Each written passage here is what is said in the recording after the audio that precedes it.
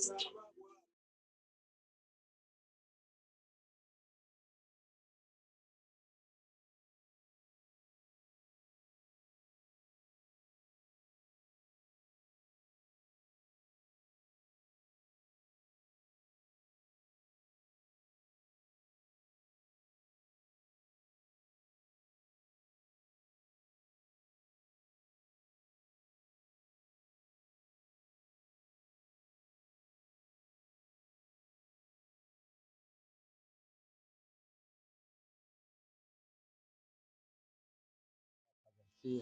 les générations. Vous avez donc quelques notes encore de Jean-Jacques Loubello. Je vous demandais donc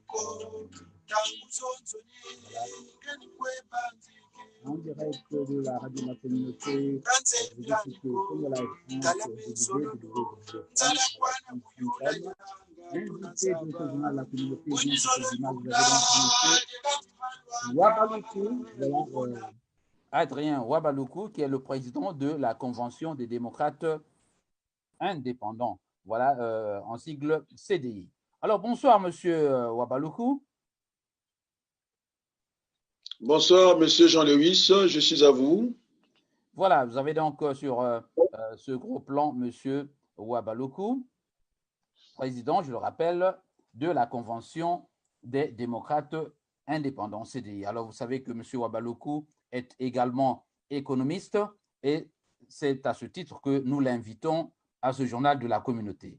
Monsieur Wabaluku, je rappelle que vous avez récemment publié une vidéo à travers laquelle vous parlez des problèmes économiques du Congo-Brazzaville, notamment vous revenez sur la revue de, du FMI, récente revue bien sûr, au Congo-Brazzaville, et vous essayez dans un article, dans une vidéo, j'allais dire, faire des nuances entre rééchelonnement et annulation de la dette. Alors, une vidéo, somme toute technique, nous allons essayer de revenir sur les aspects essentiels de cette vidéo pour la gouverne de nos auditeurs. Bienvenue à tous ceux qui sont donc connectés sur Congo Live 11, la radio de la communauté. Moi, c'est Jean Lewis.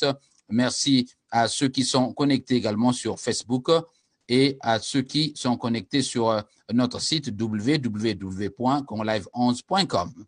Monsieur Wabaluku, vous êtes le président de la CDI. Est-ce que en quelques 45 secondes, vous pouvez ramasser l'essentiel de la philosophie ou de l'idéologie de votre mouvement? Mais nous sommes la Convention des démocrates indépendants, le premier parti congolais créé à travers les réseaux sociaux parce que la demande elle était vraiment importante. Et donc, nous sommes déclarés en France en tant qu'association politique. Bon, on devait déclarer notre parti du côté de Wessé à Popola, mais pour des raisons de sécurité, vous savez que le Congo, c'est presque Brazzaville, la place Tiananmen, les libertés fondamentales sont bafouées, et donc pour la sécurité de nos militants et de nos sympathisants, nous n'avons pas voulu, en tout cas, les afficher. En tout cas, lorsque nous passons, nous discutons inbox, hein, et donc le message de la CDI est très fluide, ça passe en tout cas de Pointe-Noire, Brazzaville, Oyo, jusqu'à dans tout le Congo. Voilà. Voilà, je voudrais que vous reveniez sur, voilà, merci, sur votre positionnement sur la place de Paris. Vous savez que ce paysage est plus ou moins confus à ce jour. Nous ne savons pas s'il y a une plateforme, nous ne connaissons pas, on vous connaît, mais comment fonctionne la CDDI dans cette dynamique de l'opposition de la diaspora, précisément en France? Quelle est la place que vous occupez sur la place de Paris, précisément? Nous sommes un parti du centre, c'est-à-dire c'est pour redresser la situation politique de notre pays, c'est-à-dire c'est donner un coup ici, c'est donner un coup là-bas pour pouvoir redresser la situation de notre pays. Donc nous sommes au centre, on va dire au centre maintenant, puisque nous sommes le seul parti d'idées, nous avons émis beaucoup d'idées, les autres reprennent, après ils procèdent ce qu'on appelle le dégagisme. Ils veulent nous dégager, nous faire avaler nos propres vomissures. Nous ne sommes pas des chiens, mais nous sommes appelés à travailler avec tous les Congolais. Voilà. Voilà, monsieur Wabaluku. Vous savez partie du centre. Voilà, c'est clair. Merci. Monsieur Wabaluku, président de la CDI, je le rappelle. Alors, récemment, vous avez publié une vidéo, on en a fait toute une vitrine sur Congo Page, donc le journal en ligne Congo Page, qui en parle avec des commentaires. Alors, vous parlez de la revue du FMI. D'abord, de la nuance. Quels sont les termes? Donc, vous utilisez les termes de rééchelonnement et d'effacement de la dette. Est-ce que vous pouvez d'abord, dans un premier temps, discriminer ces concepts et en montrer la nuance pour la gouverne de nos auditeurs? Voilà. Une dette, c'est une créance. Après, vous avez l'économie, c'est l'ordre dans la dépense. L'ordre dans la dépense. Après, vous avez ce qu'on appelle le nerf de la guerre, le trésor, l'argent. Donc, il faut rapidement séparer l'économie à la finance. La finance, c'est du papier. L'économie, ce sont les richesses concrètes. Après, par fantaisie, on peut parler de l'emploi. Donc, notre République fonctionne par les emplois. Alors qu'il faut partir des richesses, il faut partir de l'économie pour bâtir la finance. Donc, s'il n'y a pas d'économie, il n'y a pas de finance. Je prenais un exemple il n'y a pas très longtemps pour mes apprenants. On vous donne du sable, du ciment, de l'eau. Vous ne pouvez pas bâtir une maison en une journée. Il faut laisser le temps que le ciment puisse se durcir avec le temps. Et donc, détruire, ce qui est le plus facile, un bouton, on a écrasé ce qu'on a fait. Donc, c'est ce que fait le Fonds monétaire international. Ils sont en train de déplacer des masses d'argent comme ça, fiduciairement comme ça. Je vous parlais pas de la monnaie électronique. Restons déjà sur la monnaie fiduciaire. Donc, si vous fabriquez 5 manioc, vous ne pouvez pas éditer en billets et en monnaie pour 100 manioc. Vous allez surchauffer votre économie, vous allez lancer ce qu'on appelle, on va dans le cycle inflation. C'est ce qui s'est passé chez nos frères du côté de Kinshasa. Et ils avaient la planche à billets, matin et soir, ils fabriquaient des billets en certain moment, et bien ça n'a plus marché. Donc nous sommes dans cette situation-là, dans l'économie virtuelle. Il faut à un certain moment, les Congolais rentrent dans ce qu'on appelle l'économie et non la finance. Alors, pour vous résumer en un mot, de quoi s'est-il précisément agi? De l'effacement ou du rééchelonnement de la dette? Bon, on parle du rééchelonnement de la dette, c'est-à-dire un aménagement de la dette. Vous êtes père de famille. Vous avez votre fils qui va chercher, contacter un crédit, de chercher à emprunter de l'argent, mais il n'est pas très rassurant pour le banquier, il n'est pas solvable, on va dire. Il y a des doutes sur ses revenus. Eh bien, vous embarquez votre fils, vous êtes le garant. Donc, c'est ce qui se passe avec la France. Nous, la France, c'est la France qui frappe la monnaie congolaise, c'est celle qui la garantit. Et donc, c'est pourquoi vous avez tous ces foutoirs-là, des infrastructures de bas de gamme, d'ailleurs expertisées, je dis bien, par les Français. Et jusqu'à présent, notre économie n'a fonctionné qu'avec des dons. Les 2 tours jumelles, c'est des dons. Le palais de l'Assemblée, c'est des dons. Les palais de Congrès, c'est des dons. Alors, où est passé l'argent du pétrole? Je vous pose la question, vous êtes Congolais. Et donc, c'est ça qui s'est passé au Congo. Et donc, les hommes politiques se sont enrichis au détriment, ils croyaient que ça n'allait pas se savoir. Et donc, la Chine ne joue pas les jeux aussi. Et les Français sont là à nous distribuer des médailles. Entre-temps, c'est Roga Roga, qui n'a jamais publié, en tout cas, 3 chansons en français, en bombardant des médailles. Bon, alors, les pauvres Chinois, ce sont les ouvriers du monde. Et donc, dans l'économie, quand on fabrique des richesses, vous avez les biens et les biens immatériels qu'on appelle les services. Donc, les Français font les services. Donc, ils sont tous les deux sur ce terrain congolais. Après, ils donnent la façon des Congolais. Alors, la monnaie, c'est quoi? Nous reviendrons sur cette espèce de triptyque France, Chine et Congo. Mais je voudrais d'abord m'appesantir sur le rôle du FMI parce que vous abordez la question en termes, je dirais même péjoratifs. Pensez-vous, M. Wabaluku, que pour les Africains, en fait, s'ils étaient de bons gestionnaires, la nécessité du FMI ne se poserait même pas, que ce FMI serait même sans objet. Est-ce que nous avons réellement besoin du FMI? Bien entendu, aujourd'hui, la dette, elle peut être productive. Ça dépend ce qu'on en fait de la dette. Ça fait partie de l'économie moderne. Et donc, je parlais même des critères, tout ce qu'on en fait, quand on en parlait, ce sont des jugements de valeur. On va expliquer calmement, doucement, ce jeune homme qui va avec son père aller emprunter de l'argent à la banque. Et maintenant, quand il ne peut pas, eh bien, la banque se retourne vers le parent. Le parent, soit il a 2 choix, il va essayer de renégocier le rééchelonnement.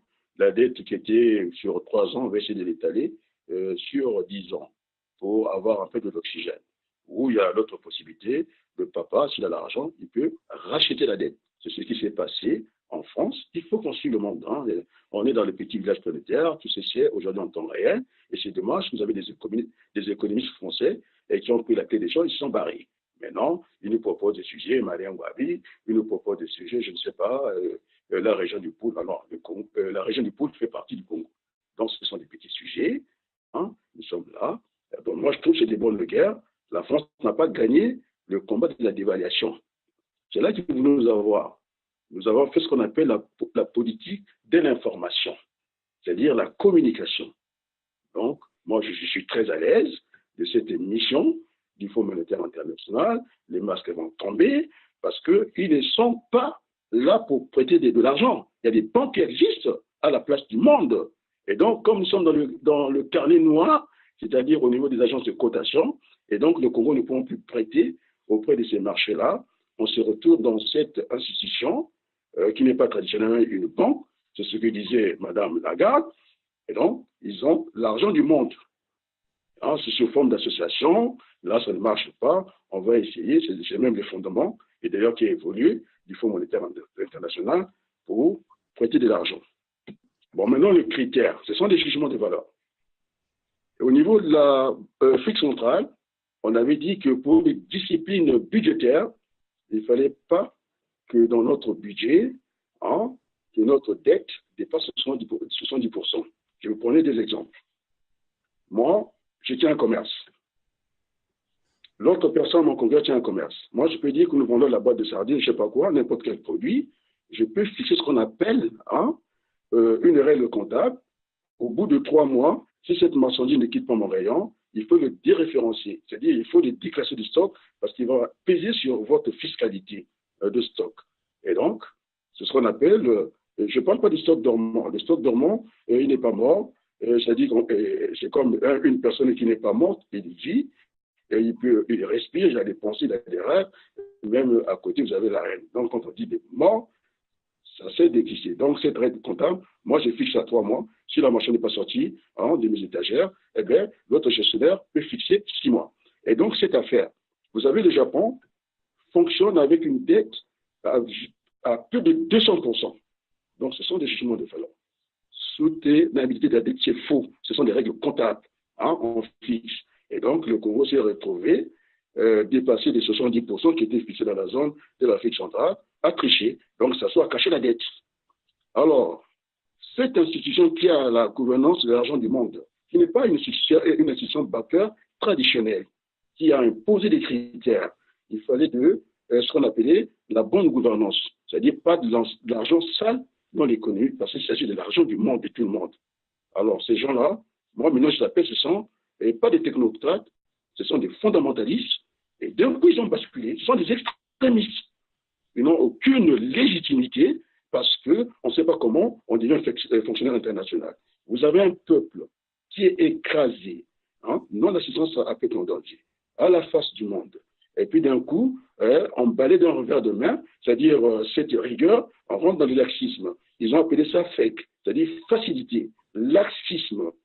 Alors, mais est-ce qu'il ne devrait pas avoir des mesures d'accompagnement pendant que ces choses-là, on déplore le manque de démocratie? Est-ce que, dans le même temps, les gens qui souffrent n'ont pas besoin d'être aidés? Que ce n'est pas là aussi des mesures d'accompagnement pour soulager? Les mesures d'accompagnement. Moi, je ne suis pas un démagogue. Comme les économistes, ceux qui ont pris la clé de change, ils sont barrés parce qu'ils n'ont pas d'argument. Ils nous proposent des petits sujets. Mais je trouve ça intéressant. C'est un bon sujet. Et donc, le Congo n'a pas le portefeuille. Nous faisons de l'économie et encore économie. Ils ne créent pas des richesses. C'est des emplois qu'on fabrique. Et donc, du coup, le Chinois qui a fait des travaux avec des bas de gamme, vous avez vu que ça va poser un problème au niveau d'Imboulou. Ce n'est pas le ciment qu'il fallait. Ils ne sont pas experts en travaux publics. On a pris, je ne sais pas, les Chinois avec les Français. Ils sont combinés. Les autres, ce sont pour les biens. Et la France, l'expertise, ce sont des services. Et donc, on s'est fait avoir à ce niveau-là. Et bon, puisqu'il y a la dette, nous ne sommes pas le garant, nous n'avons pas le portefeuille. Eh bien, le CFA est garanti par la France. Eh bien, ils sont embarqués au niveau du Trésor public, c'est-à-dire de la France, qu'on leur paie leurs dettes. C'est ça qui s'est passé. Bon. Monsieur Ouabalougou, j'ai une question de curiosité. Qu'est-ce qui pose problème dans le cadre de la résolution de cette dette? Est-ce les problèmes financiers de monnaie que vous évoquez ou la sincérité, le manque de sérieux des dirigeants ou encore les méthodes du FMI? Il y a là trois choses sur lesquelles je vous demande de réagir. Allez réagir. Bon, vous avez un grenier. Vous gardez la semence dans votre grenier. Vous allez mettre des coques là-dedans. Et donc, M. Sassou n'est pas la personne pour gérer cette affaire. Donc, c'est tout à fait normal. On n'est pas dans la démagogie. Il n'y avait pas d'autre solution. Il fallait faire cet aménagement parce que notre peuple souffre, mais pas de cette manière-là. Donc, c'est vulgaire. On est passé de la rigueur au laxisme. C'est ce que j'ai appelé les tonneaux des Danaïdes. Alors qu'il fallait colmater la brèche. Colmater, ça veut dire que vous avez un tonneau, vous mettez l'eau, à l'infini, ça sort parce qu'il y a un trou de l'autre côté. Donc, il faut colmater la brèche, c'est-à-dire qu'on devait passer par un dialogue national pour remettre le Congo au niveau des concerts des nations. Parce que nous n'y sommes plus. On a quitté la civilisation, on est dans la sauvagerie. J'ai vu des reportages à l'hôpital, des bébés qui sont 5 dans un lit, ils viennent chercher le matériel médical que les Français jettent par la fenêtre. Alors, ce n'est pas sérieux. Pour un pays qui a du pétrole, pour un pays qui a du bois, vous avez, pendant 40 ans, ce sont les mêmes qui sortent, on prend les mêmes, on recommence. Donc, ce que j'ai appelé cette rhétorique de Denis Sassou Nguesso, une école, un champ, une école. Donc, on tourne en rond. Et je n'ai pas l'habitude de départ sur les personnes. Et comme le disait Jules Romain, moi, je suis au niveau des principes. Donc, je pense qu'il faut savoir quitter les choses avant que les choses ne vous quittent. Donc, M. Sassou Nguesso, je pense qu'il élève des vaches là-bas, à un certain moment, et toutes les générations passées, il faut qu'il pense à la main tendue. Le Congo n'est pas un royaume. Alors, parlons maintenant de ce qui tient le pays. La voûte, c'est la Constitution. Alors, vous êtes Congolais, je n'arrête pas d'interroger les juristes qui sont venus m'insulter sur Journal TV, qu'ils étaient des bons juristes, mais ils sont incapables de dire aux Congolais et à la face du monde qu'une constitution se vote par voie directe, c'est-à-dire le souverain, le peuple, ou bien au niveau du congrès de l'Assemblée. Ça ne s'est pas fait comme ça. Ça se réveille un matin, il a promulgué la loi, et c'est pourquoi vous avez cette énormité juridique. L'article 96, ça sous en roue libre, et c'est-à-dire que impunité totale intégrale. Et donc, ça ne tient pas la route, ça ne tient pas debout. Et donc, si on ne vote pas une constitution, c'est la clé de la voûte d'une république. Donc, nous sommes dans un non-État, c'est-à-dire que le pouvoir de Sassou est illégal. C'est ça qu'il fallait démontrer. Non seulement qu'il est illégal. Alors, comment finalement expliquez-vous le fait? Attendez, monsieur, oui, je vais compléter d'un mot. Non seulement qu'il est illégal, il est illégitime parce qu'on a fait des Congolais des demi-citoyens. C'est-à-dire qu'ils sont électeurs, ils ne peuvent pas être éligibles parce que si vous mettez la barre financière à 1,5 million pour ces fonctionnaires ou ces gens qui travaillent au Congo, qui ont un retard de salaire de 20 mois. En France, on n'est pas en retard parce qu'il s'agit de la France. On ne va pas de la France et du Congo. En France, on n'est pas en retard parce qu'on a blâmé les étudiants de Cuba, mais vont affamer la pointe d'oreille. Qui peut supporter 20 mois, 27 mois de retard de salaire? En France, on n'est même pas à 12 mois de salaire. Il y a des entreprises comme Total qui viennent exploiter chez nous, qui ont 15 et 16 mois de salaire. Et qui ne payent même pas l'impôt, ils trafiquent en Europe. On ne sait même pas, le siège est ici, ils sont en Pologne, on ne sait même pas où ils sont. C'est des petites entreprises en France qui se battent, au moins, auprès du fisc. C'est ça la vérité. Et donc, ils se sont adressés, j'ai parlé de ces fiches, qui ne peut plus payer sa dette, et donc, nous ne gérons pas le portefeuille, ce sont les Français qui gèrent ce portefeuille-là, ils se sont adressés à la France. Donc, dans cet argent, dans cet arrangement, dans ce qu'on appelait cette facilité-là, les entreprises chinoises seront payées, les entreprises françaises seront payées, et d'autres qui nous devons de l'argent, et puis ça va se passer ça. Mais ça, ce n'est pas de l'économie, ça, c'est de l'économie papier. C'est ce que j'ai donné l'exemple tout à l'heure. Il faut rentrer dans l'économie réelle. Et c'est le travail qui produit les richesses et non les emplois. C'est-à-dire qu'il faut fabriquer. Vous fabriquez 10 maniocs, vous ne pouvez pas sortir l'argent des titres professionnels en billets et en monnaie. Je parle de la monnaie fiduciaire. On ne peut pas sortir pour 10 manioc, autant d'argent, c'est-à-dire pour 100 manioc. Ça va surchauffer votre économie, ça va créer l'inflation, et c'est ça qui s'est passé de l'autre côté, de nos frères de Kinshasa. Ils avaient la planche à billets, matin et soir, on fabrique les billets, on ne produit pas. Vous êtes dans le désert, vous avez soif. Est-ce que vous avez besoin d'argent? Non. Voilà. Je rappelle que nous sommes au journal de la communauté avec pour invité M. Adrien Ouabaloku, qui est membre de la communauté congolaise de France et qui est président de la Convention des démocrates indépendants de France, bien sûr. Alors, monsieur, je tentais de vous arrêter parce que j'ai une question qui m'est venue à l'esprit. Comment expliquer donc le fait que malgré l'illégalité du pouvoir dont vous parlez, le FMI s'obstine à négocier avec le Congo? Comment expliquer cela? C'est ce que je dis. Est-ce qu'ils le font pour leurs propres intérêts, finalement, pour engraisser les contributeurs? Au fond, voilà, ils ne sont pas une banque traditionnelle. C'est une institution, en tout cas spécialisée de l'ONU. J'aurais aimé que ces fonctionnaires-là, je ne sais pas comment on fait pour devenir fonctionnaire, en tout cas des FMI ou des Nations Unies. Alors, donc, ça reste flou. Ça reste flou. Ils n'ont aucune légitimité. Ils n'en ont même pas plus que le peuple congolais. Et tout le monde voit qu'un peuple qui vacille des années, vous avez le pétrole, le bois, membre de l'OPEP, et puis être la dernière économie du monde. Donc, c'est ce que j'appelle l'encouragement dans le modèle automobile en France. Lorsqu'on veut vendre des véhicules neufs, eh bien, on récupère les véhicules, les vieux véhicules. C'est ce qu'on appelle la prime à la casse. C'est-à-dire, on lui donne la prime à la casse. C'est ça que ça veut dire. Et ce n'est pas normal. Et il faut, pour repartir, pour revenir du Conseil des Nations, en tout cas, le Congo a besoin d'un dialogue national inclusif pour aider cette société du Congo. Nous reviendrons sur les questions dans la fin de... La soutenabilité de la dette, c'est un jugement de valeur. Le Japon fonctionne avec une dette de 100%, ce n'est pas le problème. C'est un critère comptable. Je vous ai dit que le comptable il dit à 3 mois, moi, si la marchandise n'est pas sortie, je déclasse le produit pour que ça ne pèse pas sur ma fiscalité. Et l'autre, il dira 6 mois. Alors, pourquoi le Japon aurait, c'est vrai, ils ont une possibilité, une capacité de produire, ils savent fabriquer, ils savent créer des richesses. Et donc, ils tournent même à 240% de dette. C'est-à-dire le PIB, la dette qu'ils ont. Alors, le Congo, on a dit, dans la zone CFA, 70%, on a manqué de discipline budgétaire, on s'est retrouvé à cacher la dette. Bon, plus loin. Alors, expliquez-moi, monsieur Louis, dans la même zone, j'ai regardé ma carte avant de venir dans votre émission, le Tchad fait frontière avec le Niger. Frontière, j'ai dit, mais terrestre.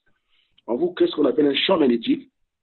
Que le même CFA qui est au Tchad, c'est-à-dire qu'il ne peut pas aller faire de courses au Niger alors qu'ils sont en France. On a fini avec le fonds belge, on avait fini avec les fonds français, les Dutchmark. Ils ont fait là, ils ont créé l'euro. Et donc, il n'y a pas d'euro pour la Belgique, il n'y a pas d'euro pour la Pologne. Et c'est ce qui ne se passe chez nous. La monnaie n'est pas déjà convertie, ça pose un gros souci. Et donc, c'est au Niger à la frontière. Il faut être des plus bêtes de la terre. Vous êtes à la frontière. Et vous ne pouvez pas rentrer au Niger avec la même monnaie. Et lorsque vous créez deux monnaies, c'est-à-dire que vous avez créé la concurrence. C'est ce qui s'est passé entre le chemin de fer congo-océan et le chemin de fer gabonais. C'est vrai. Il y avait le standard africain qui existait, 1,067 m. Après, les mêmes experts du FMI, du Fonds monétaire international, ils ont débarqué chez M. Bongo. Ils ont dit, ce train-là, ce n'est pas un train de gabarit, prenez le chemin de fer à 1,40 m. Alors, donc là, on a suivi le chemin inverse du critère de Maastricht.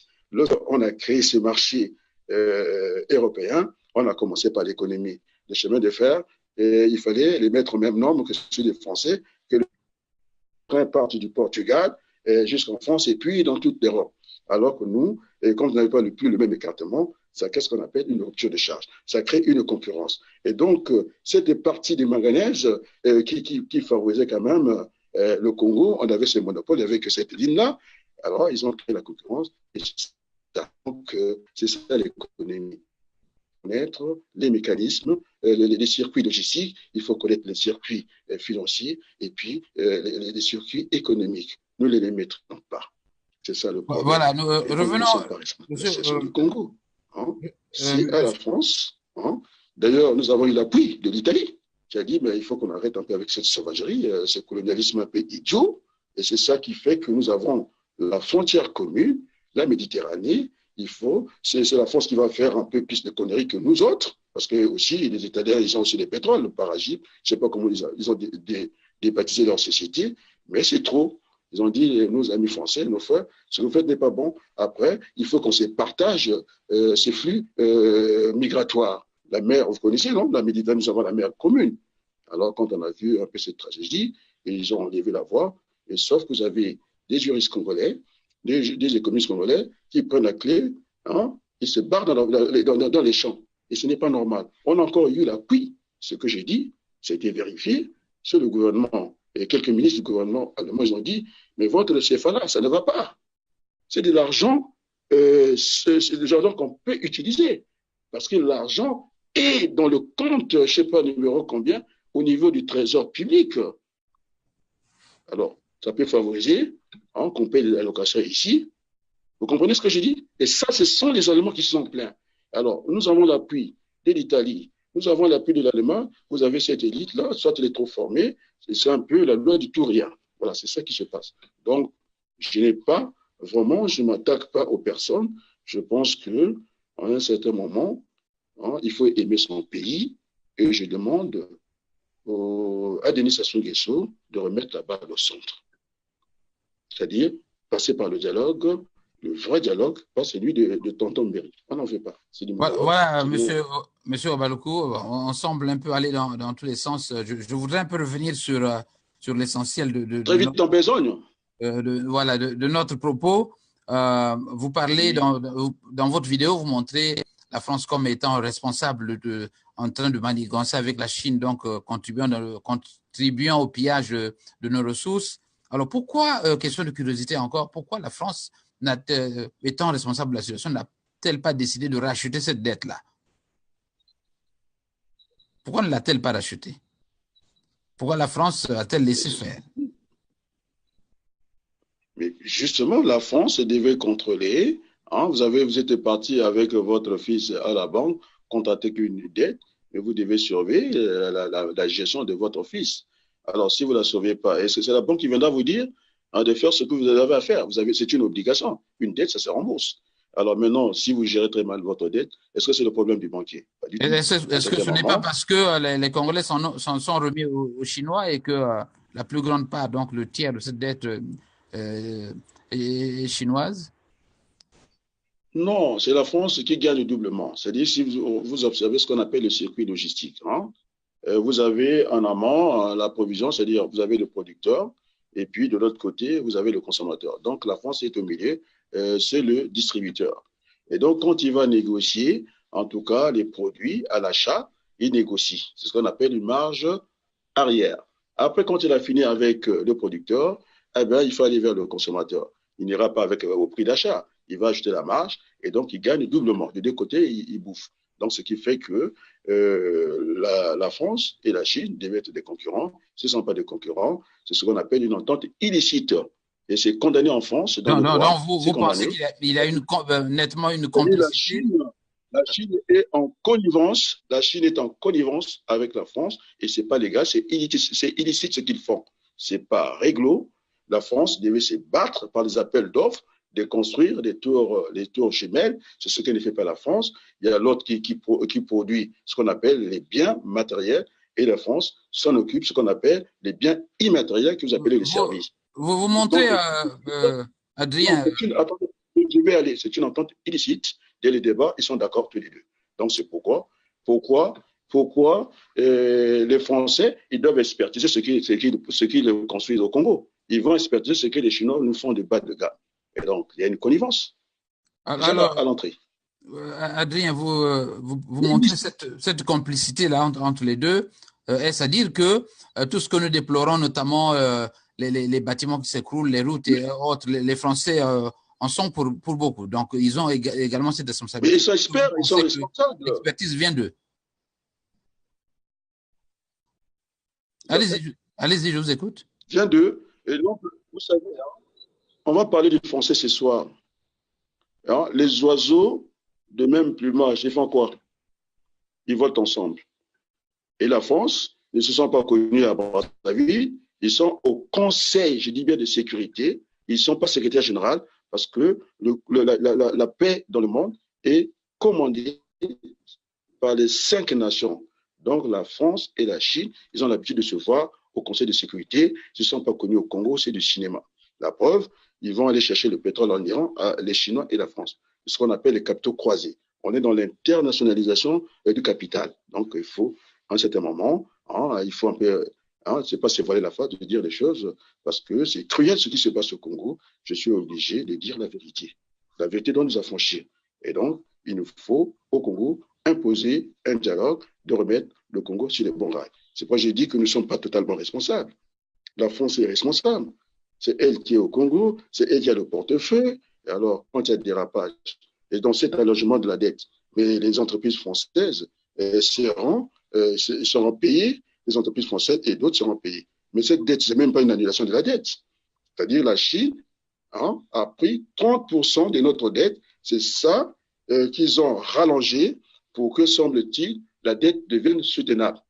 C'est un jugement de valeur parce que c'est un critère que nous avons édicté au niveau de la zone de l'Afrique centrale. Dans la discipline budgétaire, nous devons avoir resté dans les 70% de la dette. Nous avons dépassé, on est obligé de cacher la dette. Alors, quand même, le FMI, qui est une institution de l'ONU, alors qui s'amuse, ils ont dit qu'ils ne voulaient pas l'argent sale, ils ont dit pas de corruption, il faut de la bonne gouvernance, mais là, on est passé à quoi? De la rigueur, on est passé à la... Ils ont même dit, ce fameux flec-là, c'est la facilité élargie au crédit. Facilité, ça veut dire en français, laxisme et tout ce que vous pouvez dire. Et donc, on est rentré dans le laxisme. Et ce n'est pas bon. Et donc, c'était le Fonds monétaire international, qui n'est pas une banque, qui est une institution mondiale pour essayer d'aller trouver des solutions dans les pays au niveau de la monnaie et qui participe au désordre. C'est ça que ça veut dire. C'est une pagaille organisée. Alors, donc, Adrien, est-ce qu'au niveau de ce fonds, il y a clairement établi une politique qui, justement, conteste ou refuse aux États qui ne pratiquent pas la démocratie l'aide, puisque le Congo, comme on le sait, est membre du FMI. Est-ce que vous avez là dans le FMI, dans les livres du FMI, des clauses claires et strictes sur l'observation, par exemple, de la démocratie? Est-ce que c'est écrit quelque part ou que les gens encouragent ou exigent au FMI d'observer cela? Madame Lagarde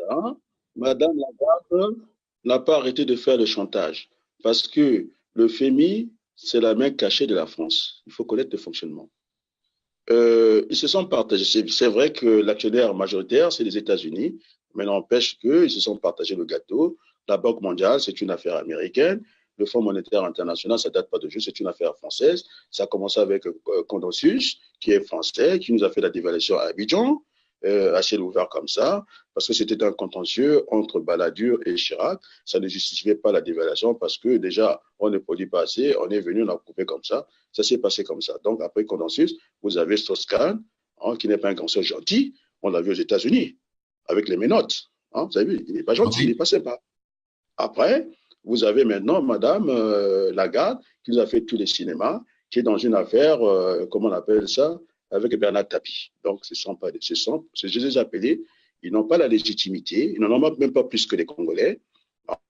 Ce sont des fondamentalistes, ce sont des technocrates qui ont perdu pédale, ils ont perdu la pédale et pour faire n'importe quoi. Et maintenant, ils ont eu affaire à des Congolais qui ont rebroussé chemin ou qui ont pris la clé des champs. Ils ne sont pas capables de venir discuter à la place du monde. Nous allons faire de la politique d'information. Sur le franc CFA, ils n'ont pas été capables de dévaluer ça. J'en fuis. Les Kébas, ce sont des jeunes cadets qui ont un peu cette niaque-là et qui savent communiquer dans le monde. Au niveau de l'Afrique centrale, j'étais le seul. Sinon, au niveau de l'Afrique de l'Ouest, vous avez le professeur Agbo qui a parlé du bien de ce fonds CFA, et puis l'ancien président de l'Assemblée, monsieur, comment on l'appelle, Mamadou. Donc, je vous parlerai même du dilemme des prisonniers. On est dans cette situation-là, et je vous écoute. Voilà, nous allons peut-être bientôt nous séparer, mais je voudrais aborder une question que vous-même vous avez évoquée dans votre vidéo, notamment en remontant probablement au XVIIe, XVIIIe siècle, vous vous inspirez de la mécanique pour qualifier justement les responsables des autorités congolaises ou africaines en général. Pensez-vous que ces gens soient des automates comme tels? Parce que la mécanique, la caractéristique, c'est l'automatisme. Pourquoi vous convoquez cet exemple historique pour parler des gouvernants congolais? Mais je dis qu'on est passé de la civilisation à la mécanique, non? C'est-à-dire que prime à la casse. Vous avez quelqu'un qui détourne de l'argent, qui fait n'importe quoi. Alors, vous lui dites que faites un peu plus de bêtises, que c'est ça qui s'est passé. Et donc, il faut impérativement passer par ces dialogues pour remettre le Congo sur de bons rails. Ça fait partie des critères du Fonds monétaire international. La bonne gouvernance veut dire civilisation, discipline, pas l'argent volé comme ça. Et donc, ce qui fait que et tout l'argent est entre les mains des ministres. Ils sont milliardaires et nous sommes pauvres. C'est ça qui se passe. Et donc, quand on continue à alimenter ces réseaux-là, mafieux, ce qui fait que depuis la nuit des temps, le peuple congolais avec le pétrole, c'est impensable. Avec le bois, nous sommes membres de l'OPEP, nous sommes la dernière économie du monde. Est-ce que c'est pensable? Alors, la première chose, moi, je vais changer les critères. La première chose, il faut prendre la gestion Massamba Débat. Et j'ajouterai une valeur ajoutée. C'est-à-dire, c'est déjà aimer le Congo. Et quand on n'aime pas le Congo, vous avez tous ces milliardaires qui viennent construire des maisons, ils ne sont même pas capables de dormir, même pas une nuit. Est-ce que vous trouvez ça normal? C'est du blanchissement d'argent. Et ce directeur qui est venu au CHU, c'est pour régler, c'est un grand avocat qui est réputé, c'est lui qui va régler l'affaire du neveu de Denis Sassou Nguesso. Donc, on n'a pas besoin de M. Villard au Congo. Nous avons besoin des techniciens, des gens qui sont capables d'être avec le malade. Moi, je peux gérer le Congo depuis ici. Donc, ce n'est pas le problème d'aller chercher M. Villard. C'est encore, M. Villard, il va toucher 9 millions, 3 millions pour tel responsable. C'est du blanchiment d'argent, c'est de la mafia. Et je pense que monsieur, comment l'appelle, Mouyokagani, que je connais personnellement, je pense qu'il n'a pas aussi mal géré. Maintenant, ça nous coûte combien dans le budget du Congo? Est-ce qu'on a besoin de quelqu'un qui viendra gérer ou on a besoin des médecins? Tout est perverti au Congo. Le grand Voilà. plateau. Alors, nous devons passer. Je vais parler rapidement. Oui. Adrien, nous devons passer à la thérapeutique. Vous venez d'évoquer la question du dialogue. Revenons sur terre. Vous êtes un chef de parti en France là-bas. Dans quelle mesure vous pensez que votre appel au dialogue peut être entendu par le gouvernement actuel? Il y a longtemps qu'on en parle. Nous avons même réalisé des vidéos ici où vous évoquez la question du dialogue, de la conférence nationale, mais n'avez-vous pas l'impression que les choses sont plus ou moins bloquées? Comment allez-vous faire pour que cet appel au dialogue soit accepté comme tel par le pouvoir? Normalement, quand on réfléchit bien, hein, avec cette dynamique qui vient casser le Fonds monétaire international, ce n'est pas nouveau pour nous. Hollande nous a fait un bébé sur le dos, et donc c'est coutumier, comme ça. Du jour au lendemain, il a dit qu'il pouvait y aller. C'est ce que fait les FMI. Oui, nous avons encore des ressources. Moi, j'avais parlé à 3 options. Soit il y aura le soulèvement populaire au Congo, on a vu ça au Soudan, pour un morceau de pain, sans entraîner tout le pouvoir. Il faut que les gens réfléchissent. Ou bien le dialogue, ou bien sera l'action de la force. Il n'y a que 3 options. Mais pour faire des économies en vie humaine, vous avez vu les gens qui maintenant, des faux prophètes, du pool, et maintenant, ça devient leur fonds de commerce général. Non. Nous avons besoin de paix dans notre pays. Quand un pays arrive à perdre ce qu'on appelle la matière grise, des médecins, des très bons médecins qui étaient formés à l'INSA, qui maintenant, qui fonctionnent dans des hôpitaux de Paris, ne sont pas si mauvais que ça. Et donc, il n'y a pas que la matière première. Vous avez même la main-d'œuvre qui a quitté le Congo. Mais vous allez bâtir ce Congo avec qui? Tous les jours, hein? Je pense que la ministre de la Jeunesse a dit que ça soit à tout essayer, et bien les gens continuent à faire les mêmes habitudes, le vol, le vol, le vol. Elle a dit, vous n'écoutez pas la presse? Moi, j'écoute Télé Congo. Il y a des gens qui ne veulent pas écouter Télé Congo. C'est pour avoir l'information officielle. Nous avons à bâtir ce pays-là. Nous avons un programme sérieux. Et voilà. Les routes qui sont construites au Congo, elles sont dangereuses. Ce sont les routes transafricaines. Il n'y a pas le terre-plein. Les routes ne sont pas séparées. Alors, il nous manque de l'espace. Il n'y a pas que ça. Et les ouvriers, non, les paysans qui étaient à Ouesso, c'était dans le cadre, on a même détourné l'objet de ces routes-là, c'était pour la décentralisation du pays, de façon, parce que la route est un facteur de développement et de cohésion nationale. Eh bien, du jour au lendemain, vous avez des cercueils, il fallait taxer quelqu'un qui partait, enterrer un parent. Et donc, nos parents qui sont à Ouesso et ailleurs, ils n'ont pas demandé qu'on vienne leur construire des petites routes qui n'ont même pas le terre-plein, qui sont dangereuses, qui n'ont pas d'air de repos et tout ça, alors que nous avons l'espace. Mais bon, en France, vous savez, moi, je n'aime pas employer.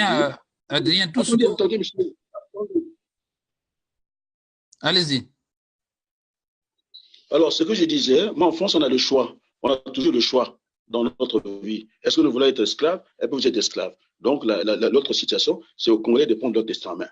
Bon, donc, je voulais dire, en France, j'ai le choix. Moi, j'aime m'emprunter quand je vais à mon travail, je suis pressé, je prends l'autoroute, je paye un péage. Bon, à défaut de péage, eh bien, la route départementale ne paye pas. Et donc, les gens de Ouesso, d'Infondo, ils n'ont rien demandé, il faut leur faire une route de substitution. Et pourquoi est-ce que c'était l'objet de cette route-là? Ils sont d'ailleurs mal confectionnés, mal fabriqués, hein, de bas de gamme, il n'y a pas d'épaisseur, il n'y a pas de caniveaux, il n'y a rien du tout. Et des gens qui se promènent avec les bidons d'essence dans les véhicules, mais c'est dangereux, il n'y a pas que ça. Et donc, nous voulons bâtir ce pays. Je prends l'exemple du Sénégal, pour ne plus parler de la France. 400 milliards. Ils ont créé une ville nouvelle avec un aéroport, avec 7 pistes, et ce n'est pas fini, c'est encore le premier module, des autoroutes.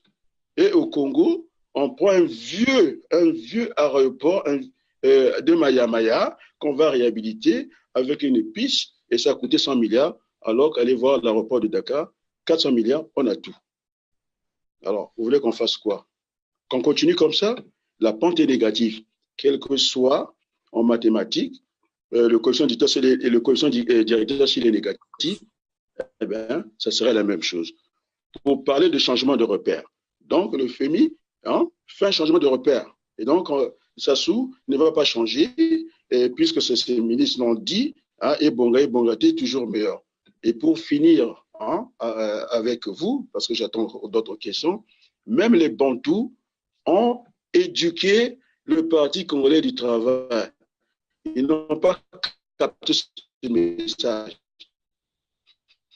Mbokapé et Bungakanamoko. Donc, ce que fait la France, l'argent qu'on va nous donner, c'est virtuel. Or, un pays, le développement, c'est une pierre aujourd'hui, une pierre demain. Et donc, moi, j'attends, j'ai donné 100 jours au gouvernement. Aussi, il y aura un changement à l'hôpital en qualité de soins et en quantité. C'est ça. Ça, c'est Bantou qui chante pour le PCT. Ils n'ont pas entendu ça? C'est ça le développement, l'économie du développement. Aujourd'hui, demain, une pierre. Alors, ce que vient de faire le FMI, c'est la destruction. C'est trop facile. Ils ont fait traîner les gens, les choses des gens. Et je ne suis pas contre cet allègement. Je suis pour maintenant. Et avec qui? C'est bien de faire un allègement, mais avec qui? Avec les mêmes 40 ans qui sont là, ils foutent rien. Ils n'ont jamais fait des bilans. Maintenant, ils se projettent en 2021 pour faire quoi? Dites-moi. Là, c'est le PCT qui marche sur l'économie. Ce n'est pas la marche du développement. Rien, dernier avec tout. Alors, on va faire quoi? Ils peuvent continuer, mais il y a des règles même au football. Hein? On ne change pas, une équipe gagne. Mais là, tout le temps, on coule. Il faut changer. Un port dans la forêt. Vous savez qu'est-ce qu'un port? Un port, c'est une ouverture dans le monde. Il y a ce qu'on appelle des services annexes. La douane, la mécanique. Il faut réparer les bateaux. Il faut les alimenter en carburant. Alors, si vous allez mettre un port à Oyo, quand le président est venu inaugurer, et même le bateau avait du mal, l'eau n'était pas profonde, on a vu que la plupart du temps, c'était des pirogues. Il n'y a pas que ça. L'aéroport de Brazzaville, au niveau de l'exploitation, j'ai suivi le monsieur français qui a dirigé des aéroports au Gabon, et donc, s'il y a que le président qui se déplace à Oyo, ce n'est pas rentable. Ce sont des éléphants blancs de l'économie, c'est-à-dire que des projets pharaoniques de prestige qui n'apportent rien. Et donc, c'est la...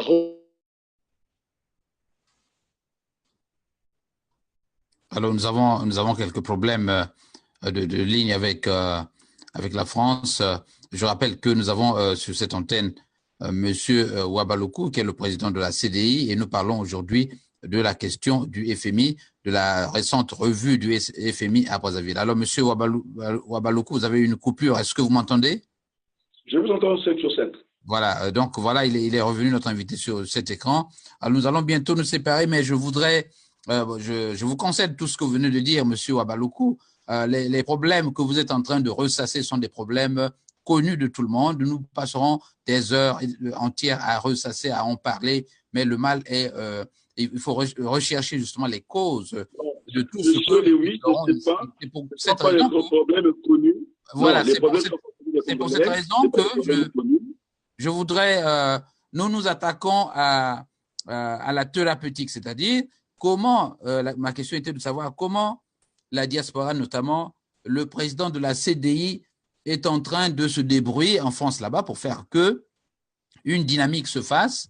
Est-ce que vous avez déjà eu des contacts pour faire en sorte que ce dialogue concrètement se tienne et dans quelle mesure? Je m'en vais être plus précis. Vous avez par exemple au Congo-Brazzaville des gens de l'opposition. Est-ce que vous ne pouvez pas créer une antenne, quoi qu'on dise que ces opposants sont flegmatiques ou ils sont trop proches du pouvoir, mais est-ce que vous avez essayé de faire des choses de ce genre pour que le gouvernement, pour que vous vous rapprochiez d'eux, puisque la réalité montre qu'effectivement, ce sont eux, ces gens-là qui sont pour le moment au pouvoir, et que l'hypothèse dont parlent certains de la lutte armée, cette hypothèse-là, à mon avis, est écartée. Alors, comment à Paris, par exemple, vous vous débrouillez à faire que l'opposition se réorganise, et fasse des propositions concrètes, des choses réalisables dans un futur immédiat? C'est ce que je voudrais savoir.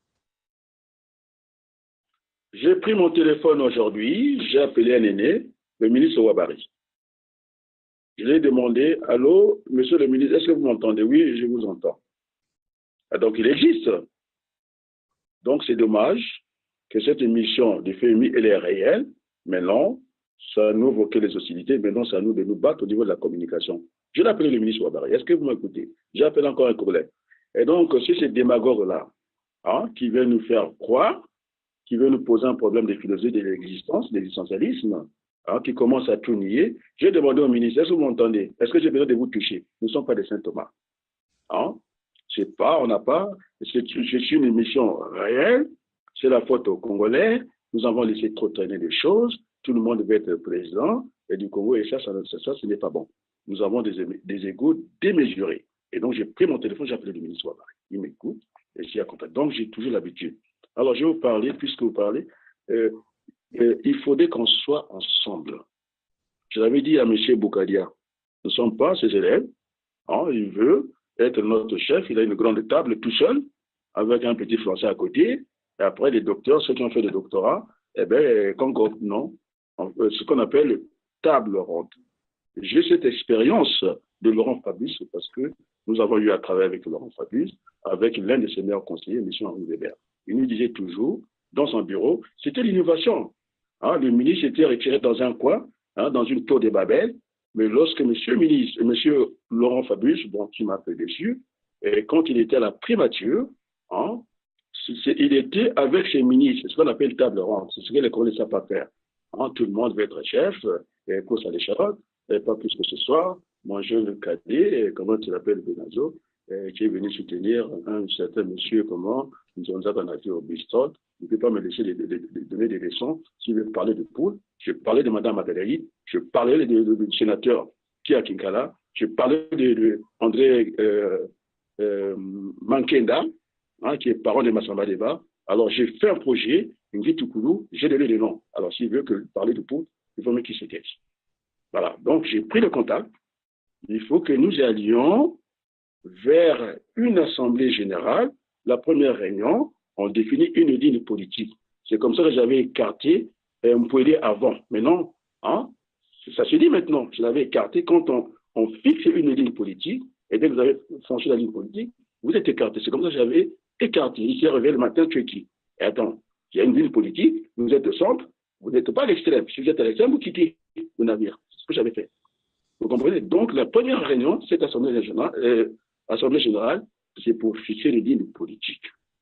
Le renouveau, le changement, parce que nous allons changer la vie au Congo. C'est ça. Et après, la deuxième convention ou Assemblée générale inclut, puisque je vais être le chef, même quand ils n'en ont pas les épaules, ce soit l'idole, nous parlons du Congo. Et oui, mais ça m'a dit ça dans Kokila, Nasuka, et tout, ils passent tout leur temps à dormir. Mais nous allons rebâtir ce Congo. Hein? Et quand j'ai proposé, si j'étais président, vous n'avez pas vu ce gouvernement, ça n'a rien à voir avec le gouvernement Akomé. Il était apprécié des Congolais, où j'ai même nommé, si j'étais président au conditionnel, M. Jean-Marie Moukoko, ministre de la Défense. Vous n'avez pas vu ce gouvernement-là, jamais contesté par les Congolais, et du nord au sud. Donc, quand le président de la CDI prend la parole, c'est subliminal. Notre peuple a trop souffert. Moi, je rôde l'audience. Il y a des gens qui se disent, ils sont caïds, et que j'ai donné mon téléphone depuis la nuit, qui m'appellent, qui m'ont jamais appelé. On n'a pas besoin d'être caïds. Les gens se battent sur le plan économique, et ce n'est pas sur la bêtise. Je vous ai dit ça. Les Occidentaux, ils travaillent, et ils fabriquent des machines. Les Chinois passent leur temps à copier, et pour le bonheur des Chinois, et nous passons notre temps, nous anéantir. Le franc CFA, une monnaie paresseuse, elle n'a pas d'activité, et son rôle, on devait le trouver dans des échanges commerciaux, c'est-à-dire à la vente du pétrole.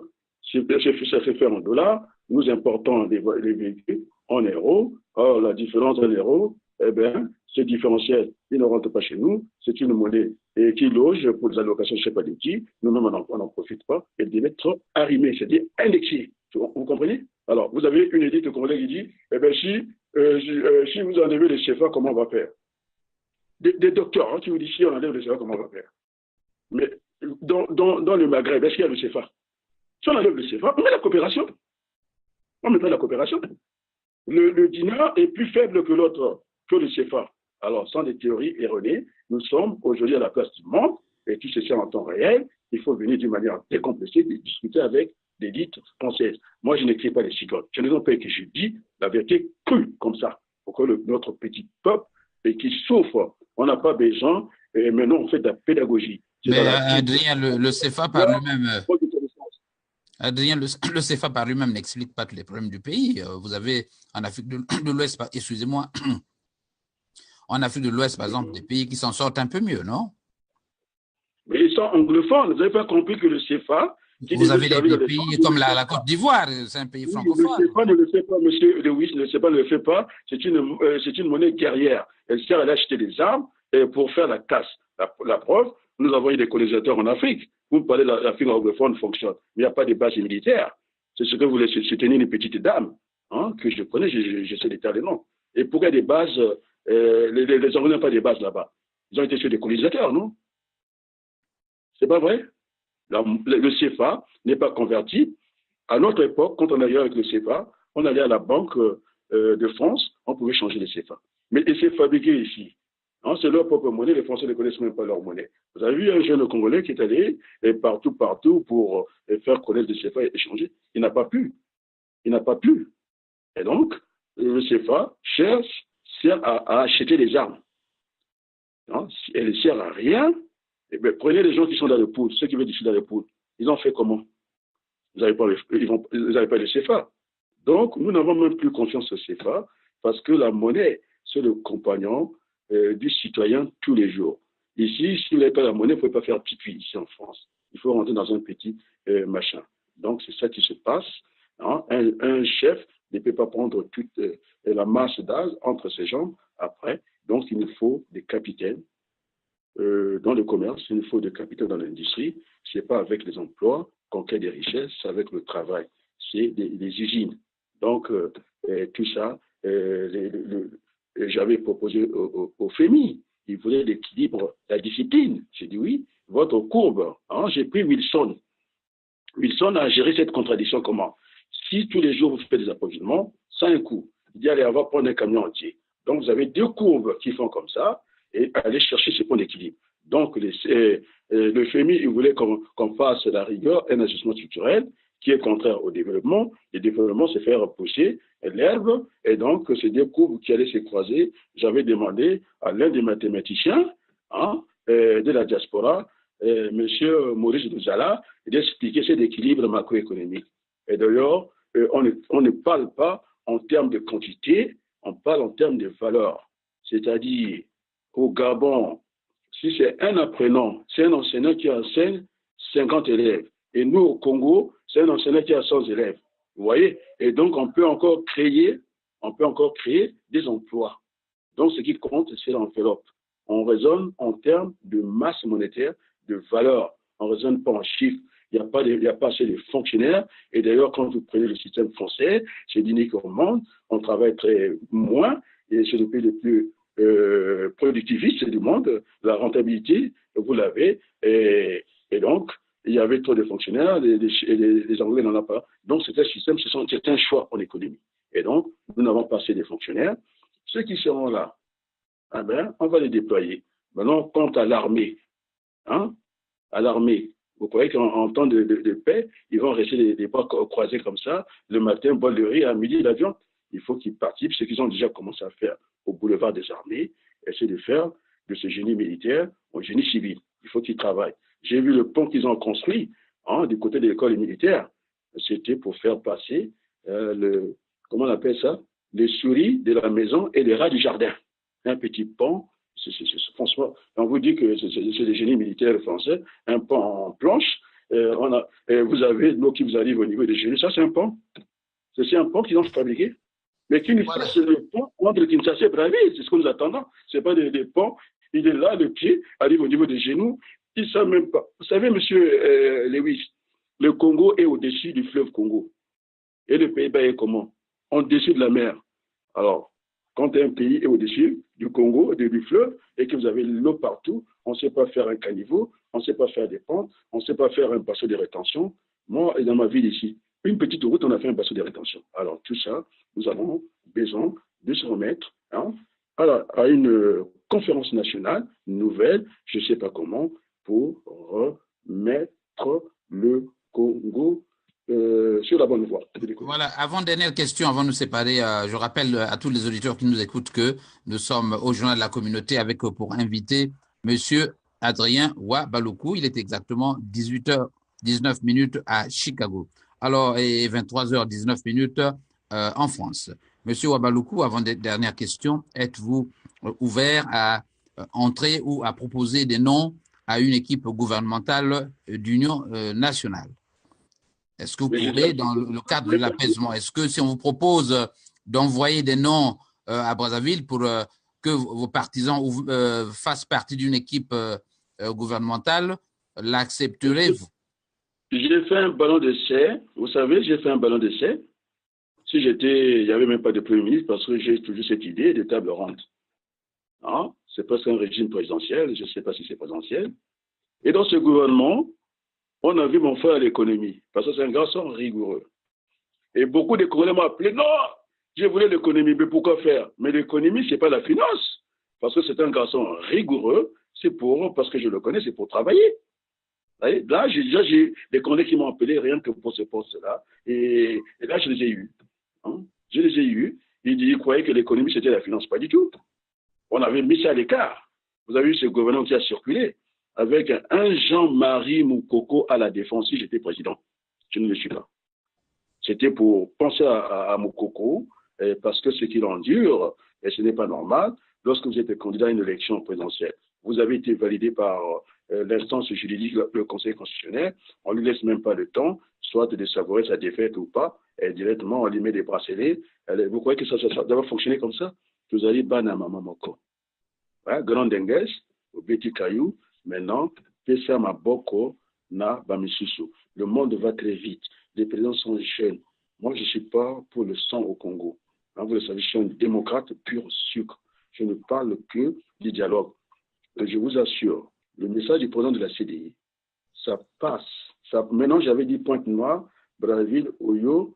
Maintenant, je commence de l'autre côté. Comme avait fait Massamba Débat. Le Congo est petit pour diviser le Congo. Il a commencé par Bétou. Parce que si on ne fait pas Bétou, les gens qui sont à Bétou sont des centrafricains, puisqu'on va construire l'Union européenne. Vous croyez que pour se faire soigner, ils sont plus proches de bandits, ils viendront là-bas. Et donc, dans notre politique, nous allons parler de la décentralisation. Chaque 100 mètres, nous allons créer une ville nouvelle. C'est ça la décentralisation. Alors, vous avez déjà, vous voulez aller, j'ai esquissé que je voulais partir dans une élection présidentielle pour sortir toutes ces brebis-là, galeuses, eh bien, Collier va être candidat. Mais déjà, Antoine m'a vendu son destin. Il n'a pas été capable de le revendiquer. Il croit qu'on va faire bis et repetita. Il va aller dans quelle élection pour faire quoi? Il n'est pas capable de revendiquer sa victoire. Vous avez ces opposants qui ont des passeports diplomatiques, qui ont caché le résultat. Est-ce que vous croyez qu'avec ce fichier-là, nous pouvons aller à une élection? Vous avez des électeurs. Alors là, vous nous parlez. Attendez. Vous avez des électeurs qui sont dans le sud, hein, et puis dans le nord, c'est presque des terrains vides, et il y a plus de députés là-bas. Est-ce que c'est normal pour vous? Un homme, une voix, et peut-être un mandat. Mandela. C'est ça. Bon, non, si au nord, et c'est un peu vide, nous allons trouver des mécanismes pour que les gens ne viennent pas avec les armes au pouvoir, on pourra faire tourner la présidence. Donc, nous avons décidé, pour éviter le sang trop coulé au Congo, et donc nous avons besoin de respirer la démocratie. Pour revenir, pourquoi nous proposons la conférence nationale BIS? Il y a déjà un existant. Et donc, je ne suis pas pour la conférence internationale, je vous dis clairement, il y a eu l'un des meilleurs juristes, Moudilelo, qui est sur la même position que la mienne. Mais regardez M. Macron, qui croyait que la Libye était en Europe parce que c'est l'Afrique blanche. Et a oublié le Congo. Mais nous sommes avant la Méditerranée. Ce qui est bon pour la Libye est bon pour le Congo. Bon, pour le moment, c'est le statu quo. Alors qu'on sait que quand on s'engage à une conférence nationale, une nouvelle ou BIS, je ne sais pas comment, je ne suis pas pour les attributs, les substantifs, ça, ce n'est pas mon problème. Mais il y a déjà quelque chose qui a déjà existé. Nous avons un existant. Il y a juste à corriger ça, à ajuster cette façon de faire. Donc, quand vous avez une conférence nationale, ça vient réguler le système juridique qui fonctionne par défaut. Et ça vous donne ce qu'on appelle un gouvernement de transition. Après le gouvernement de transition, quel est son rôle? C'est pour gérer les affaires courantes et préparer les élections incontestables. Donc, revoir les fichiers. Alors, M. Koulela, qui a dit qu'il est candidat, avec quel fichier? Et lui, il s'est même plaint à un certain moment, à Tinkala, il lui faut 100 électeurs pour être député, mais Kiki, il lui faut 10 personnes à Oyo pour qu'il soit député. Et non seulement, vous avez des yeux privés. Vous n'avez pas vu ça? On va continuer comme ça? Adrien, je sais que vous avez, je vous connais off micro, off live, une mémoire vraiment prodigieuse. Je voudrais que, pour terminer, que vous nous parliez des préalables ou non que vous avez quant à l'organisation de cette conférence nationale. Vous en parlez aisément, mais pour en arriver là, quels sont les préalables ou non de la CDI? Je voudrais que vous soyez, nous faisons une information de proximité, nous ne voulons pas nous perdre en conjecture, je veux que vous veniez avec beaucoup plus de simplicité pour nous donner la liste, si possible, des préalables que vous estimez essentiels pour participer à cette conférence nationale BIS. Ah, très bonne question. Bon, enfin, vous me donnez l'occasion de parler de ma femme. Lorsque j'ai rencontré ma femme, il n'y avait pas de préalable. Je n'ai pas dit qu'il fallait que tu sois mocassin, c'était le coup de foudre. Donc, il ne peut pas avoir de préalable. Demandez à un prêtre, ils ont l'habitude des grandes messes. Il s'agira de cette messe-là. Il peut préparer Jean-Matthieu ceci, mais la messe n'est pas encore dite. Comment voulez-vous dire la messe avant? Donc, tous les gens qui préparent à côté, on va faire ça à la conférence nationale, mais l'ordre du jour n'est pas que fixé, on va le fixer à parité et on rentre, on fait la messe. Vous ne pouvez pas faire la messe avant. Pourquoi voulez-vous? Tous les gens sont en train d'écrire, mais elle sera souveraine. Nous irons à parité. Et puis, et c'est tout. Pourquoi voulez-vous que la messe soit dite avant? Vous voulez que la messe soit dite avant? Moi, j'ai vu tous ces fantaisistes, ces intellectuels qui sont en train de fabriquer des documents. On va faire ceci. Mais non, quand le FMI vient faire une émission à Brazzaville qui est réelle, mais qui ne me gêne pas, parce qu'après tout, il faut réchéneler la tête au Congo. Les Congolais souffrent là-bas. Et moi, à Paris, je ne peux pas dire il ne faut pas donner l'argent à Sassou et un tel, parce que les Congolais s'en prendront à moi. Et tu as la sécurité sociale là-bas, c'est trop facile. Vaut mieux ça que rien. Et donc, on ne peut pas dire une messe avant, même le prêtre quand il ne peut pas. Demandez à Monseigneur, comment on l'appelle, Anatole. Comment vous appelez Anatole Milando? Hein? Bon, je ne sais pas si c'est Milandou. Milandou, demanda à Milandou, c'est un prêtre, il a l'habitude de faire des messes. Et quand il a préparé sa messe, elle n'est pas dite. Il faut qu'il rentre dans l'église et c'est à ce moment que la messe est dite. Pourquoi voulez-vous qu'on puisse dire la messe avant? Alors, voulez-vous me dire, Monsieur Wabalougou, que demain déjà, vous êtes prêt à prendre votre billet et Mais vous y nous rendre. sommes prêts, nous sommes prêts. Vous avez vu, vous me donnez À l'occasion la de différence faire certaines d'autres de vos amis, certains opposants, vous ne trouvez aucun inconvénient à vous arriver à Brazzaville librement et à prendre la parole. Est-ce que vous pensez que l'environnement Non, je n'ai actuel. pas dit ça. Moi, je ne vais pas m'aventurer à Brazzaville. Vous avez monsieur Moukoko qui est en prison. Moi, c'est la place Tiananmen. Vous m'avez posé la question hors micro. Il faut aller sur le terrain. En tout cas, mon frère Boukadia a fait l'expérience du terrain. Il a pris l'avion. On lui a donné quelques deux coups de pied. On l'a brutalisé à la Maya. On a pris sa femme dans l'avion. Il a fait un séjour à la maison d'arrêt, 2 fois en clinique. Il est revenu en France. Est-ce qu'il a vu les Congolais? Alors, je vous parle de De Gaulle, qu'on l'aime ou pas. Hein, et il disait, on l'a vu à Londres, on l'a vu au Congo. C'est ça. Donc, je n'ai jamais vu un capitaine sur le terrain de combat. Je vais vous parler du général Tchaikovsky, l'Américain, pendant la guerre de l'Iran. Est-ce que le général était là-bas? Non, l'Américain noir là-bas, comment vous pouvez qu'il était américain? Qui était chef d'état-major général 5 étoiles. C'était rare. Et puis, chez Zeskov, il est venu faire le cinéma alors qu'il était cadre. Colin Hein? Powell, je crois. Oui, voilà. La théorie de la guerre, il commence par les avions, en bombarde, après on veut finir c'est voilà, sa théorie. Donc, ce monsieur, c'est lui qui a gagné la guerre, c'est pas Tchaikovsky qui était sur le terrain. Donc, vous avez cette organisation qu'on appelle l'armée, vous avez le militaire, vous avez le cadre moyen, et puis vous avez le stratège. C'est-à-dire, vous avez compris? Donc, moi, je n'ai pas été sur le terrain. Maintenant, Boukadia a été, ça n'a pas été. Et donc, moi, je n'irai pas sur le terrain. Je suis comme De Gaulle. On va me voir à Brazzaville, on me verra à Londres. Est-ce que je vous ai répondu? C'est Voilà. cette affaire de terrain. Il n'y a pas de sécurité. On peut même, c'est pourquoi on a même dit, à un certain moment en France, on a eu à dépayser des procès. Nous sommes dans le juridique. Si on ne peut pas discuter librement, ça ne sert à rien d'aller faire une conférence à Brazza. Donc, on peut la faire aussi. Vous connaissez le Congo avant les colons. Kinshasa fait partie du Congo. Alors, donc pour ne pas être loin d'Empila, on peut aller discuter dans le Pango Mosushi à Congo.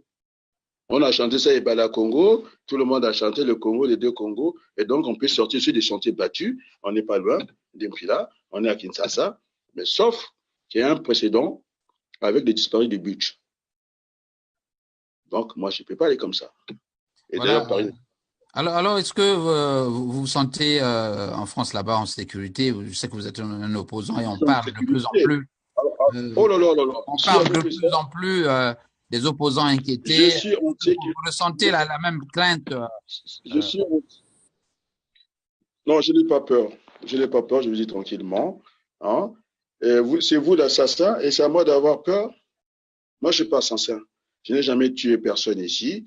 En tout cas, je vis tranquillement en France. Je n'ai jamais menacé personne. Je dis que M. Sassou Nguesso doit faire passer la main à quelqu'un d'autre. Alors, est-ce que je suis violent quand je dis ça? 40 ans de pouvoir, c'est trop. Ça a été chanté par Mousse. Vous savez pas ça? Peur de quoi? Vous savez, si vous mettez la peur, vous n'allez jamais avancer. Nos amis occidentaux, s'ils avaient peur, vous ne serez même pas aux États-Unis par avion. Vous serez aux États-Unis par Nobundoki, hein, et par sorcellerie. Alors, ils ont fabriqué les choses, ils sont sous l'eau, ils sont sur terre, ils n'ont pas eu peur. Donc, la peur n'avance pas le progrès. Pourquoi peur de quoi? Je voudrais dire, je voulais être un peu plus précis. Est-ce que vous êtes comme les autres, vous soupçonnez certains membres de la diaspora de servir d'espions aux membres leaders de la diaspora là-bas? Est-ce que vous ressentez qu'il y a des pions, des gens infiltrés dans vos groupes? J'ai récemment suivi un résistant Je ne suis pas un populiste. Je suis pour un état de droit, c'est-à-dire la présomption d'innocence. Je n'ai à soupçonner personne parce que d'abord, je suis chrétien. Vous avez en France, vous avez des démocrates chrétiens. Ils sont démocrates. Normalement, un démocrate doit être sincère, doit marcher droit dans les bottes. Donc, je n'ai à soupçonner personne. Il y a la présomption d'innocence. Il faut construire un état de droit. Donc, je ne soupçonne personne, je ne prête pas des intentions, je n'ai pas de jugement de valeur, je n'ai pas des idées reçues pour les gens. Eh bien non, et ce qui est quand même inviolable, c'est votre conscience. Moi, je ne suis pas dans ça. Et si j'avais à partir au Bristol, ça aurait été d'une façon formelle. Le Bristol n'est pas mauvais, il fallait aller discuter, mais on n'y va pas en cachette. Il y a un souci de transparence, c'est tout. Donc, je suis un homme de dialogue. Le dialogue, ça veut dire le débat contradictoire. Ce sont les Congolais qui utilisent les vocables que vous entendez, ils sont ennemis. Non, nous sommes des contradicteurs en politique. On n'est pas des ennemis parce que la politique, c'est quelque chose de sain. C'est quelque chose de scientifique. Et lorsque vous avez quand même, vous ne savez pas faire un découpage politique au Congo, alors là, on est sorti de la politique, on est dans la poubelle, on est dans les caniveaux. C'est une science. Donc, je ne suis pas dans les soupçons, pas dans les petits débats. Hein, pour ne pas reprendre Jules Romain, eh bien, nous autres, on discute des principes, on discute des idées, et puis voilà. Moi, je ne suis pas sur des attaques de personnes. Vous ne m'avez jamais entendu d'aller chercher la couleur de la culotte, je ne sais pas de quel ministre.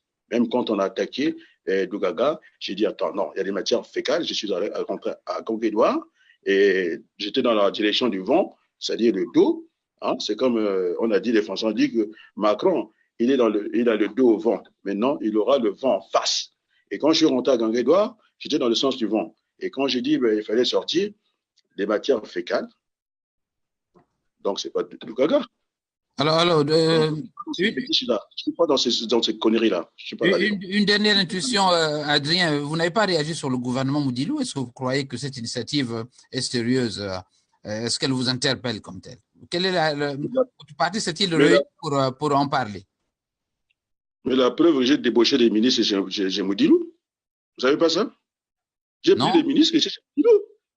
Alors, vous allez revoir, revisiter ce que j'avais publié. J'ai pris des ministres chez Moudilou. J'en ai pris, comment on appelle? Vous pouvez m'en citer des noms parce que mes auditeurs n'ont pas lu cet article-là. Eh bien, je me ferai le plaisir parce que la liste était longue. On nous a dit, mais comment ça se fait que y a un pléthore de ministres? Mais alors, les ministres dans notre gouvernement, ils auront à payer l'électricité. Ils vont vivre comme les ministres qui sont dans les pays scandinaves, en Norvège et partout. Ils vont vivre dans leur appartement, ils vont payer le courant. Et donc, nous, les ministres, les 15 millions qui touchent Thierry Mongala, nous, on peut en faire 15 ministres parce qu'il y a beaucoup à faire. Donc, c'est ça. La liste est tellement longue. Du côté des Kolela, elle n'a pas boudé. Vous avez Angela Konon, ça devait être Nzonzi, mais comme voilà, il vacille, ça c'est son problème. Donc j'en ai pris chez Moudilou, il m'a commis, j'en ai pris chez tout le monde. Et ce que vous avez vu au niveau des fonctions régaliennes, le ministre de l'Intérieur, c'est quand même un jeune frère que vous connaissez. Hein? Le président Nitou, Roland, c'est lui qui est à l'intérieur pour nous, pour ce comment que j'ai proposé, de supposition. Après, vous avez aux affaires étrangères, Andrea Ngombe, que vous connaissez. Maintenant, à la défense, c'est M. Jean-Marie Moukoko. Vous n'avez pas vu ce gouvernement-là qui a été... Ah oui, mais vous êtes journaliste, il faut mener des enquêtes. Donc, j'ai débauché chez Moudilou. Ça veut dire que ce gouvernement existe où? Il y a même des démissions. Pas plus qu'hier, mon petit frère Diaf, je pense qu'il a dû démissionner. Non? Vous n'avez pas vu ce gouvernement-là? Mais c'est le gouvernement qui a été aimé au Congo. Hein? Ça part de tous les enfants du Congo, selon leurs compétences. Et c'est pourquoi je n'avais pas attribué le ministère des Finances, parce que l'argent, c'est le nerf de la guerre. Quand ils ont vu un Wabaloukou à l'économie, ils croyaient qu'on lui avait donné le portefeuille. Pas du tout. C'est pour travailler, c'est pour ne pas faire que de l'emploi. C'est pour créer des richesses au Congo. C'est pour avoir ces capitaines-là. Ah, ils ont dit, ah, merci, monsieur Wabaloukou, vous avez raison. Mais je les ai piégés. Je les connais. Ils ont réclamé ce poste-là. Donc, je suis quelqu'un d'extrêmement sérieux. Je n'ai pas été gratiné, pas du tout. Bien au contraire. Voilà. Donc, vous me donnez l'occasion de demander. Je ne parle pas de président Sassou, au grand frère de Sassou, pour ne pas lui manquer de respect. Bon, Bimisa Mokoko, les gens se battent sur le plan économique, consortent Mokoko, il n'y a pas de règlement de compte, comme les gens ont entendu, pas de règlement de compte. L'amour, pour ce que vous m'avez parlé de la peur, l'amour bannit la crainte. L'amour ne soupçonne pas. L'amour ne cherche pas de soucis. Il faudrait que j'avais dit, je suis l'un de rares à dire, il fallait mettre un peu de l'amour dans le combat politique. Maintenant, est-ce que je sais travailler en groupe?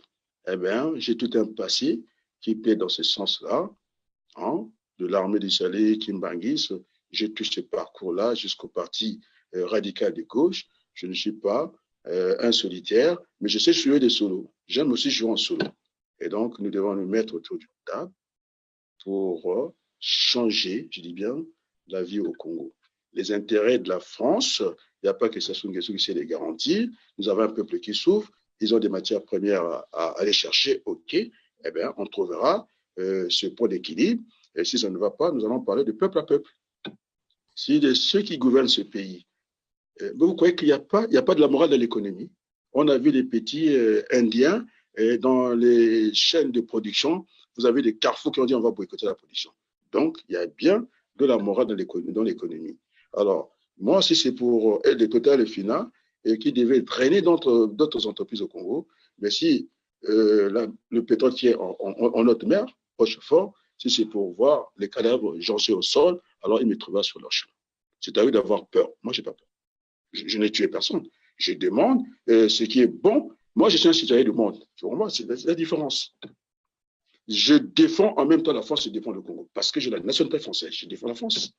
Et qui a dit que si je vous donne la lettre qui m'était renvoyée par le directeur des Total et Fina, eh bien, nous devons travailler dans le calme, dans la paix. Alors, il y a un des conseillers de M. Macron qui a dit que l'Afrique était aux Français. Bon, je laisse cette affirmation, mais on peut dire les choses comme ça. On peut dire les choses comme ça. Non? Qui est contre la France? Personne. Moi, je ne suis pas contre. J'ai la nationalité française. Je ne suis pas contre. Donc, ce qui est bon pour les petits Français est bon pour les petits Congolais. Et donc, il faudrait qu'on ferme ce cimetière de la Méditerranée. Il faut qu'on commence à produire dans notre pays pour ne pas avoir ces champs-là. Quand vous voyez l'Africain, alors, il y a tellement des vidéos, des violences, et des enfants qui ont rêvé et venir un jour dans ce pays de liberté qui se trouve dans d'autres continents, d'être écrasés et physiquement comme ça, où est l'ONU? On sait, et si vous passez par la Libye, c'est pas facile pour nos enfants. Et c'est devenu tout le monde nous crache dessus. C'est ce que j'ai dit, les autres, hein, parce que c'est nous-mêmes. Il faut se faire respecter. Si vous ne faites pas respecter, eh bien, on vous écrase. Moi, je suis enseignant en France. C'est-à-dire qu'ils ont voulu m'amener dans les caniveaux. J'ai la dernière note de l'éducation nationale. Je suis parti par quoi? Par une compatibilité d'humeur. C'est pas bonjour madame, bonjour monsieur. Non, je ne suis pas dans ça. Et je vais vous parler, si vous connaissez, puisqu'on m'a parlé des physiciens au Congo. Moi, je n'en ai pas vu. Bon, je Les crois que physiciens, ça pourrait les faire physiciens, je l'objet vais terminer. d'une autre émission. Je vais terminer. Je vais vous parler, si vous connaissez un certain Modibo Tchèque. Vous le connaissez, vous êtes aux États-Unis. Vous le connaissez ou pas? Voilà, ce sont des gens qui m'inspirent. Hein, et qui a commencé ses études en France, on a voulu trop pas le prendre au sérieux, et c'est lui qui corrige ce que les autres, les Blancs, hein, les Occidentaux n'ont pas pu faire atteindre certains satellites à la NASA. Vous le connaissez? Cheikh Modibo. Il a même parlé pour nous. Il a dit qu'il est sorti à un moment parce qu'il y avait une personne qui était absente, et c'est là qu'on lui a donné les micros. On parlait de l'afro-pessimisme. Et quand il sort un Cheikh Modibo à la NASA, l'un des meilleurs, c'est cette Afrique que nous voulons. Ce n'est pas cette Afrique dans les caniveaux, cette Afrique, on ne tire qu'à la gâchette facile. Vous avez des bébés noirs, tous ces enfants, eh bien, c'est le désœuvrement. Il faut qu'on commence à travailler au Congo. Nous ne travaillons pas. Il y a eu la guerre au Rwanda. On commence à fabriquer des choses. Le Botswana, l'un des meilleurs pays à la démocratie, et puis on ne parle pas de ce pays. On ne parle que de l'Afrique qui vacille. C'est ça le problème. Donc, je retiens cette image par un certain Tchèque que vous connaissez, Modibo. Vous le connaissez ou pas? Bon, pas Hein? trop, je ne crois pas.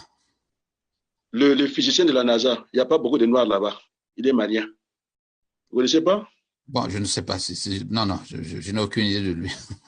Donc, je suis dans cette posture-là d'une Afrique qui va avancer. Ce n'est pas une Afrique qui a une monnaie justement pour se faire mal. Et donc, Moukoko n'a pas sa place en prison. Il faut d'ailleurs qu'il sorte le plus rapidement possible. Nous nous mettons autour des Mbongi. Et si on n'arrive pas à faire ce Mbongi, eh bien, nous allons rentrer de temps en temps, suspendre la séance qu'on appelle Tuelo Kumfundu.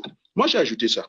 Les Congolais ont dit Kumbongi, mais dans le Mbongi, il y a le Mfundu. Si ça ne va pas, on suspend la séance et puis on va discuter jusqu'à trouver le compromis sans compromission. Est-ce que c'est clair? Donc, je pense que le grand frère Sassou m'écoute là-bas, et semble-t-il qu'ils sont familiers, donc qu'il libère son petit frère Moukoko. Et ça sera pour le bien de tout le monde, parce que nous vivons sous tension, de soupçons, et qu'est-ce qui va arriver demain? Moi, je pense qu'il faut mettre la balle au centre, c'est tout, d'aller vers une démocratie apaisée. Donc, en aucun moment, j'ai jeté des anathèmes à Denis Sassou Nguesso, mais moi, je juge son bilan économique, ne plaide pas en sa faveur. 40 ans de pouvoir, c'est trop, ne sont pas un royaume. C'est tout ce que je dis. Voilà, c'est la conclusion, j'espère. C'est la conclusion. Voilà. Donc, merci donc à vous qui êtes connectés sur Facebook. Bon, il y a quelques noms que je ne voudrais pas lire.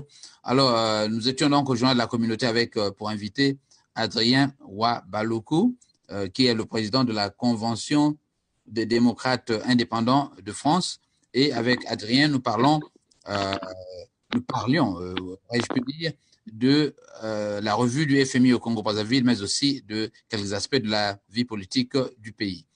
Merci donc d'avoir écouté ce journal. Je vous retrouve la semaine prochaine sur cette antenne. C'était lent, mais nous avions également eu quelques difficultés techniques. Toutes nos excuses donc, pour les problèmes que nous avons eus au début, quand nous avons commencé cette émission au studio.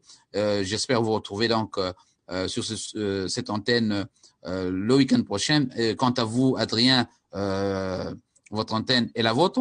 Vous viendrez parler de la CDI ou de toutes les activités que vous avez au niveau de l'opposition quand vous le souhaiterez. Alors, encore une fois, merci et à la prochaine occasion.